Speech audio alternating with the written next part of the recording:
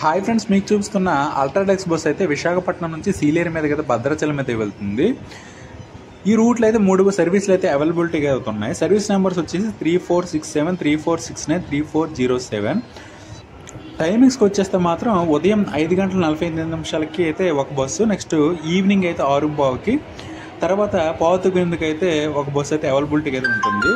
విశాఖపట్నం నుంచి సీలేరు మీదుగా అయితే భద్రాచలంకి అయితే 340 కిలోమీటర్లు అయితే ఉంటుంది. ఈ బస్సు పోయే నర్సీపట్నం, చింతపల్లి, సీలేరు, మోతిగూడ, చింతూరు మీదకి అయితే భద్రాచలం వెళ్తుంది. విశాఖపట్నం బస్ స్టేషన్ నుంచి అయితే భద్రాచలంకి అయితే 12వ నెంబర్ ప్లాట్ఫామ్లో అయితే ఈ బస్సులు అయితే అవైలబిలిటీగా అయితే ఉంటాయి. ఎవరైతే మరి చింతపల్లి, సీలేరు, మోతిగూడ వెళ్ళాలనుకుంటే మాత్రం ఈ బస్సు అయితే చాలా హెల్ప్ఫుల్గా ఉంటుంది. ఎందుకంటే ఎక్కడి నుంచి అయితే సర్వీసులు అయితే తక్కువగా ఉంటాయి కాబట్టి ఎవరైతే అక్కడి నుంచి వచ్చే ప్రయాణికులు ఉంటారో వాళ్ళకైతే ఈ బస్సు అయితే చాలా హెల్ప్ఫుల్గా అయితే ఉంటుంది.